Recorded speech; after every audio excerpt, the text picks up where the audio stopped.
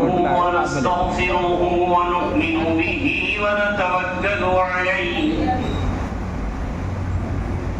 ونعوذ بالله من شرور أنفسنا ومن سيئات أعمالنا من يهده الله فلا مضل له ومن يضلله فلا هادي له ونشهد أن لا إله إلا الله وحده لا شريك له ونشهد أن سيدنا وسندنا وشفيعنا وحبيبنا ومولانا محمدا عبده ورسوله وصلى الله عليه وعلى آله وصحبه وسلم تسليما كثيرا كثيرا أما بعد قال الله تبارك وتعالى في كتابه الكريم إن الدين عند الله الإسلام قال رسول الله صلى الله عليه وسلم ما بين خلق آدم إلى قيام الساعة أمر أكبر من الدجال أو كما قال رسولنا ونبينا محمد صلى الله عليه وسلم وقال رسول الله صلى الله عليه وسلم ينزل بأمتي بلاء شديد من سلطانهم حتى يضيق الأرض عنهم ثم يبعث الله رجلا من عترتي فيملأ الأرض قسطا وعدلا كما ملئت ظلما وجورا صدق الله مولانا العلي العظيم وصدق رسوله النبي الكريم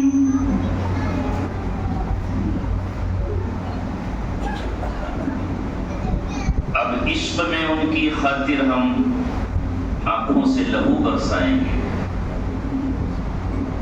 ابھی آپ عشق و محبت کی گفتگو سن رہے تھے نا حضرت سے. اب عشق میں ان کی خاطر ہم آنکھوں سے لہو برسائیں گے. جب دل سے انہیں ہم چاہیں گے ایک دن تو کرم فرمائیں گے. جائیں گی کبھی آہیں دل کی بالائے پلکتا عرش بری. یہ درد محبت کے نالے کچھ رنگ تو اپنا لائیں. بلبل کو نہ کر تو اے ناداں پابند سکوت اور خاموشی. جب اس کو چمن یاد آئے گا نالے بھی لبوں تک آئیں گے.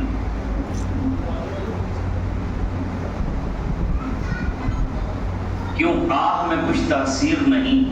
کیا عشق سے دل مجروح نہیں؟ کیوں آہ میں کچھ تاثیر نہیں؟ کیا عشق سے دل مجروح نہیں؟ جب نور نہیں خود ہی دل میں منبر پہ وہ کیا برسائیں؟ جب شمع محبت دل میں لیے محفل میں ہو کوئی صاحب ذوق. ذوق کہتے ہیں روشنی کو. ابھی برسات کا موسم ہے, موم بتی جلا دیجئے, خود بخود پروانے آ جائیں گے, وہاں بلانے کی ضرورت نہیں ہے. جب عشق محبت دل میں لیے محفل میں ہو کوئی صاحب ذوق, پھر عشق خدا کے پروانے خود اڑ کے وہاں آ جائیں گے. اور اس جملے پہ ذرا آپ آمین, اس شعر پہ آمین کہیے گا. تم لاش کو میری غسل نہ دو, بس خون میں لتھڑی رہنے دو. تم لاش کو میری غسل نہ دو, بس خون میں لتھڑی رہنے دو. کل خون شہادت میں ڈوبا یہ جسم انہیں دکھلائیں گے. آمین ثم آمین. چونکہ حدیث میں آتا ہے کہ جس نے شہادت کی آرزو کی, شہادت کی تمنا کی, شہادت کی دعائیں کی, شہادت کی آرزو میں تڑپا اور مچلا, رویا اور گڑ گڑایا, تو چاہے اسے حقیقی شہادت ملے یا نہ ملے, وہ شہیدوں کے ساتھ شمار کیا جائے گا اور شہیدوں کے ساتھ وہ رہے گا۔ اس لیے آرزو کرنے میں تو کچھ نہیں جا رہا، تمنا میں تو کچھ نہیں جا رہا، دعا میں تو کچھ نہیں جا رہا۔ حضرت عمر بن خطاب رضی اللہ تعالیٰ عنہ، حضرت عثمان غنی رضی اللہ تعالیٰ عنہ اور حضرت ابوبکر صدیق رضی اللہ تعالیٰ عنہ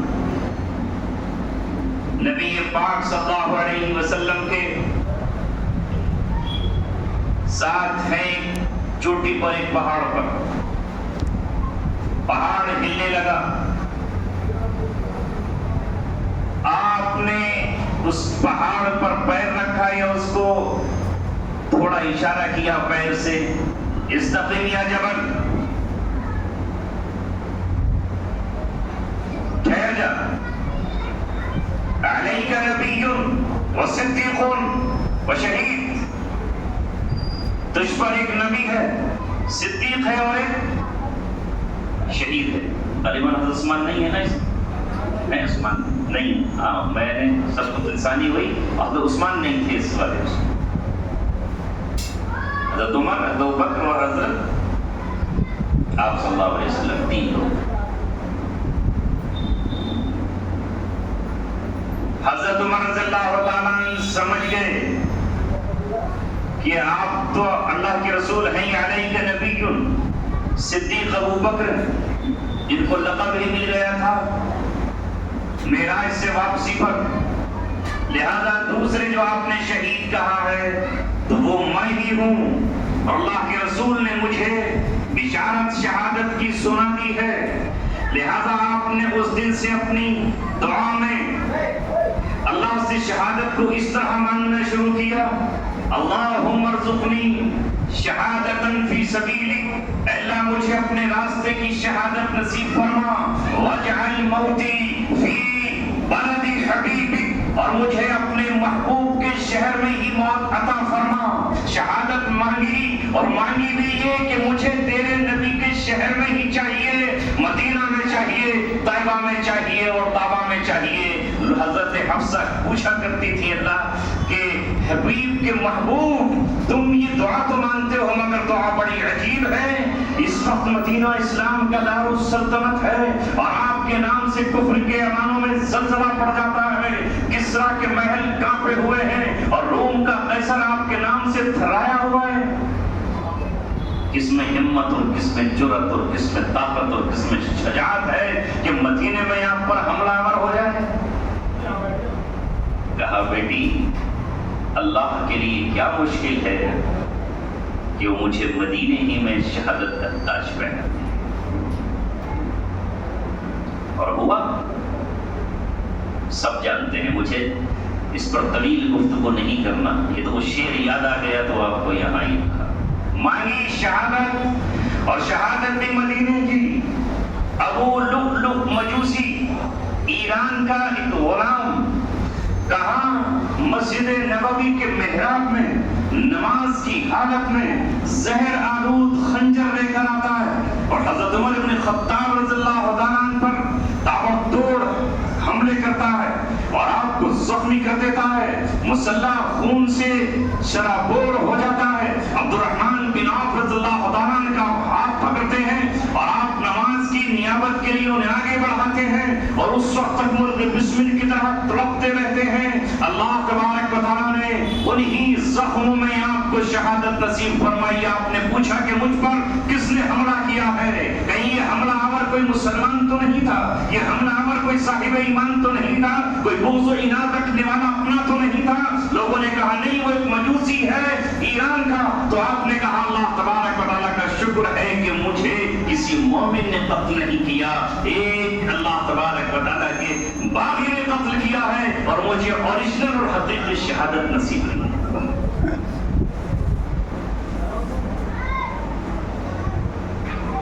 جو اللہ تبارک و تعالیٰ سے محبت کرتے وہ اللہ تعالیٰ سے ملنے کی لیے تمنا رکھتے ہیں۔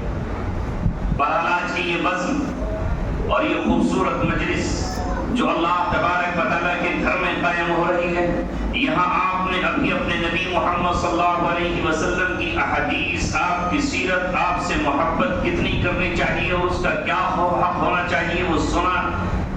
نبی کریم صلی اللہ علیہ وسلم اس روئے زمین پر ہمارے رہبر ہیں، وہی رہنما ہیں، وہی اندھیریوں میں بدر الدجا ہیں، وہی چاند کی طرح اندھیری راتوں میں قمر الورا ہیں۔ زندگی کا کوئی گوشہ ایسا انہوں نے نہیں چھوڑا جس میں ہماری رہنمائی نہ کی ہو۔ یہاں مائیں بھی اوپر بیٹھی ہیں اور بہنیں اور بیٹیاں سب بیٹھی ہیں۔ کوئی پہلو ایسا نہیں چھوڑا انہوں نے بھی جس میں محمد صلی اللہ علیہ وسلم کی رہنمائی ہمارے لیے موجود نہ ہو۔ اور انہوں نے ماضی کے بارے میں بھی ہمیں خبر دی، حال کے بارے میں بھی ہمیں بتایا، اور کل کیا ہونے والا ہے اور آج کیا ہو رہا ہے، اس سب کی خبر اللہ کے رسول صلی اللہ علیہ وسلم نے ہم کو دی ہے۔ اور ہم دنیا کے وہ خوش نصیب قوم ہیں جس کے پاس کل آنے والے واقعات کی بھی خبر بالکل سچی موجود ہے، احادیث کی شکل میں، قرآن کریم کی شکل میں۔ آپ نے یہ بھی بتایا کہ میں اور قیامت اتنے قریب ہیں جتنی یہ دو انگلیاں ہیں۔ وَعِسْتُ أَنَا وَالسَّاعَةُ كَهَاتَيْنِ، میں اور قیامت اس طرح بھیجے گئے ہیں بالکل قریب۔ جب آپ سے پوچھا گیا کہ قیامت کی نشانی کیا ہوگی، قیامت کا وقت کیا ہے، تو آپ نے کہا اس کا وقت اللہ تعالیٰ نے کسی کو نہیں بتایا، لیکن میں تمہیں اس کی کچھ نشانیاں اور کچھ علامتیں بتائے دے رہا ہوں۔ آپ اندازہ لگا لینا کہ قیامت کتنی قریب اور کتنی نزدیک ہے۔ اس میں کچھ بڑی بڑی نشانیاں ہیں اور کچھ چھوٹی چھوٹی نشانیاں۔ پہلے زمانے میں علماء کرام جیسے ابھی حضرت فرما رہے تھے اپنے بچوں کو قیامت کے تعلق سے بتایا کرتے تھے، علامات قیامت کے تعلق سے امت کو آگاہ کیا جاتا تھا، فتنوں کے دور سے ان کو ڈرایا جاتا تھا۔ استاد شاگرد کو، امام مقتدیوں کو، اور گھر میں مائیں بوڑھیاں اپنے بچوں کو بتاتی تھیں۔ حضرت مولانا اشرف علی تھانوی نور اللہ مرقدہ نے خالص عورتوں کے لیے کتاب لکھی جو بہت ہی اہم کتاب ہے، جس کا نام ہے بہشتی زیور۔ ہر بچی کو جہیز میں یہ دینا چاہیے اور ہر لڑکی کو اسے پڑھنا چاہیے، ہر گھر میں یہ عورت کے موجود ہونا چاہیے۔ اس میں بھی حضرت اشرف علی تھانوی نور اللہ مرقدہ نے علامت قیامت کا ذکر فرمایا ہے، جس میں دجال کا ذکر ہے، امام مہدی رضی اللہ تعالیٰ عنہ کا ذکر ہے، اور عیسیٰ ابن مریم کا ذکر ہے۔ مگر بدلتے ہوئے زمانے کے ساتھ چونکہ میں آج آپ سے عرض کرنے جا رہا ہوں کہ ہم اس وقت جو جی رہے ہیں وہ دور ہی دور دجالیت ہے۔ جس دور میں آپ جی رہے ہیں یہ دور دجالیت کا دور ہے۔ جو آپ کا اس وقت مقابلہ ہے، ٹکراؤ ہے، جو آپ کا اس وقت کمپٹیشن ہے اور آپ کا کمپریزن ہے، وہ دجالی دور، دجالی نظام اور سسٹمز ہے۔ یہ کتنا بڑا فتنہ ہے، اس کے تعلق سے کچھ مجھے عرض کرنا ہے، چونکہ جلسہ سجانے والوں نے اشتہار میں لکھی یہ دیا کہ دور حاضر اور دجال، اس پر آپ کو کچھ گفتگو کرنا ہے۔ حالانکہ گفتگو کے ٹاپک تو بہت سا ہے، اس امت کو کیا کیا سمجھایا جائے۔ پورا لباس تار تار ہے، پھٹا ہوا ہے، کہاں سے سینا شروع کریں، جسم پورا کا پورا زخمی ہے، لہو لہان ہے، کہاں ٹانکے لگائیں اور کہاں پر مرہم رکھیں۔ جس سے گفتگو کریں، جن سے گفتگو کر رہے ہیں ان کے دل مردہ ہے، زندگی ان میں نہیں، حرارت نہیں، حرکت نہیں۔ اور یہ کس نے کیا ہے؟ چند سالوں کے اندر 8، 9، 10 سال کے اندر یہ حالات بد سے بدتر ہوئے ہیں اور اس سے زیادہ بدتر ہونے کی امید رکھیے گا۔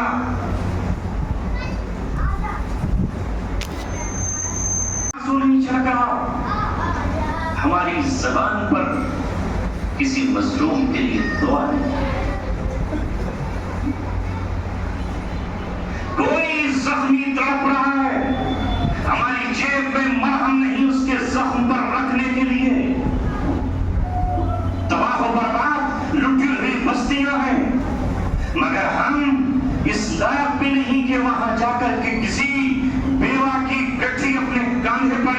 سر پر اٹھا لیں اور یہ کہیں کہ ماں یہ گھر تیرا کٹ ٹوٹا ہے اور تجھے کسی گھر کی تلاش ہے، میں محمد صلی اللہ علیہ وسلم کا دیوانہ اور ان کا غلام ہوں جو لوگوں کا بوجھ اپنے سر پر اٹھا لیا کرتا تھا، جس نے مدینہ منورہ میں پہنچ کر اپنے ماننے والوں سے یہ کہا تھا، ایمان لانے والوں سے یہ کہا تھا کہ چند لٹے پٹے نوجوان مکہ سے آئے ہوئے ہیں جو اپنے گھر چھوڑائے ہیں، جو اپنے باغات چھوڑائے ہیں، جو اپنی جھوپڑیاں اور اپنے گھروں کو بچوں کو چھوڑ کر آئے ہیں، ان کے رہنے کی کوئی جگہ نہیں ہے۔ اگر تم مجھ پر ایمان لے کر آئے ہو، اگر مجھ سے محبت کا دعویٰ کرتے ہو تو تمہیں اپنے گھروں میں ان کو پناہ دینی ہوگی۔ آپ نے سب سے پہلے جا کر انصار مدینہ کا بھائی بنایا مکے کے غلاموں کو اور مکے سے ہجرت کرنے کو۔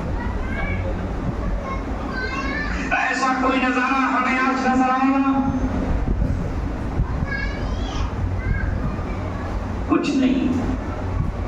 ادھر یوٹیوب پر ہم یہ تصویر دیکھیں گے، ادھر کوئی تصویر ننگی اور فحش، بے حیا اور برہنہ ہمارے سامنے آ جائے گی، ہمارا نوجوان اس میں کھو جائے گا، اسے دیکھنا شروع کرے گا۔ آج حال یہ ہے کہ ہمارے دل کسی اور کے قبضے میں ہے، دماغ کسی اور کے قبضے میں ہے، روح پر کسی اور کا قبضہ ہے، جان کسی اور کے پنجے میں ہے۔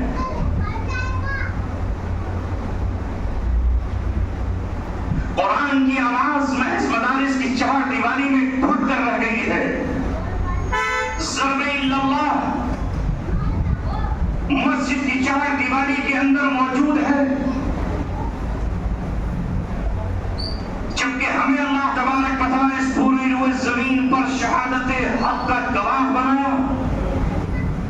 وَكَذَلِكَ جَعَلْنَاكُمْ أُمَّةً وَسَطًا لِتَكُونُوا شُهَدَاءَ عَلَى النَّاسِ، اور اسی طرح ہم نے تمہیں خانہ کعبہ تبدیل کر کے دے دیا ہے، جس طرح کعبے کو بدلا ہے اسی طرح تمہارا انتخاب کیا۔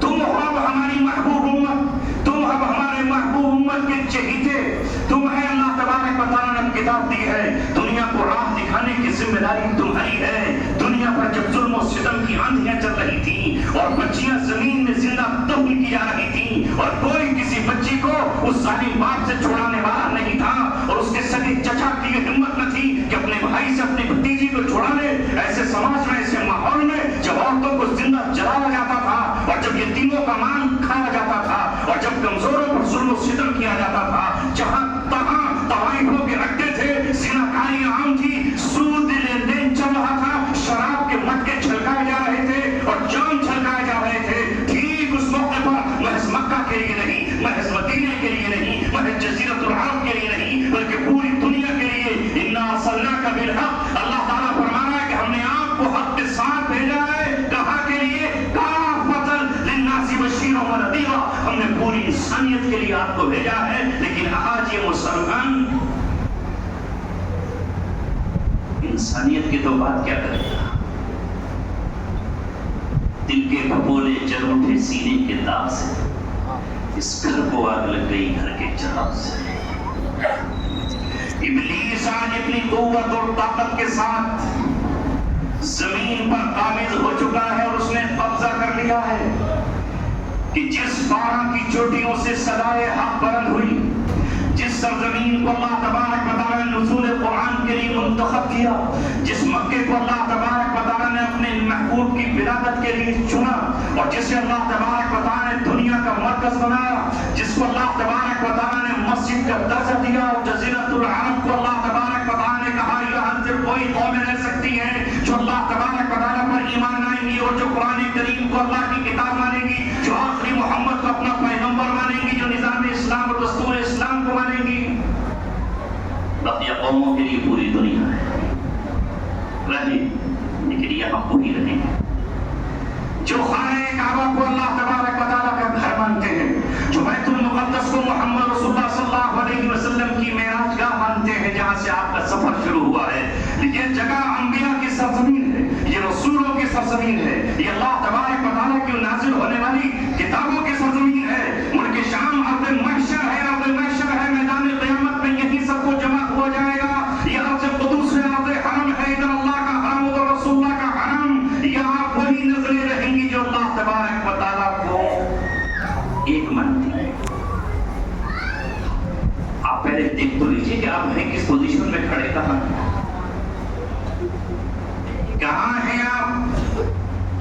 جس سرزمین پر شراب کی حرمت کا اعلان ہوا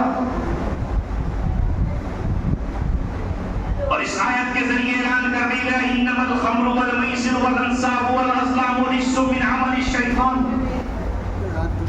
شراب، جوا کھیلنے والے تیر اور آلات گندگیاں اور ناپاکی ہیں. جہاں شراب پر بین لگا دیا گیا، حرام قرار دے دیا گیا. شراب 1-2.5 سال تک 2 سال تک تقریباً برتنوں میں کھانا پینا ناجائز قرار دے دیا گیا جن میں شراب پی جاتی تھی. جہاں قتل کے نام پر زیرو ہو گیا، کسی میں ہمت نہ تھی کہ کوئی کسی کا قتل کر دے. جہاں بات بات پر قتل کیا جاتا تھا، جانیں محفوظ ہو گئی، مال محفوظ ہو گئے، عزتیں محفوظ ہو گئی، حرمت محفوظ ہو گئی. جہاں ایک مومن کی عزت محمد صلی اللہ علیہ وسلم نے فتح مکہ پر کہا، جس مقام پر کھڑے ہو، جس طرح خانہ کعبہ محترم ہے، جس طرح یہ زمین، یہ سرزمین محترم ہے، اور جس طرح یہ مہینہ یہ حرمت والا مہینہ ہے، اسی طرح میں تم سے یہ کہتا ہوں کہ ایک مسلمان کے لیے دوسرے مسلمان کا خون حرام ہے، اور ایک مسلمان کے لیے دوسرے مسلمان کا مال بھی حرام ہے.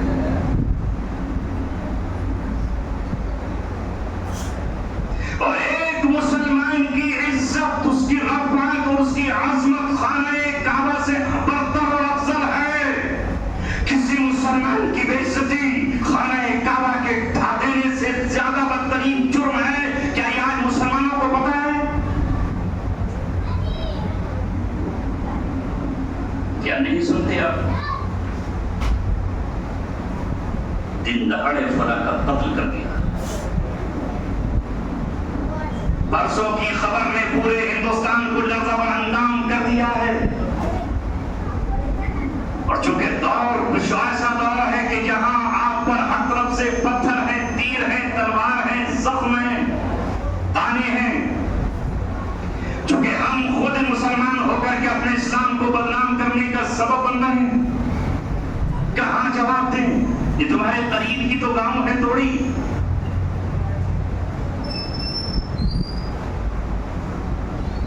مدرسے میں ایک طالب علم کسی اور پر نہیں، اپنے ہی استاد پر محض یہ کہنے کی بنیاد پر کہ بیٹا بیڑی مت پینا، سگریٹ مت پینا، بدتمیزیاں مت کرنا، وہ سوئے ہوئے استاد کے گردن پر دھاردار ہتھیار سے حملہ.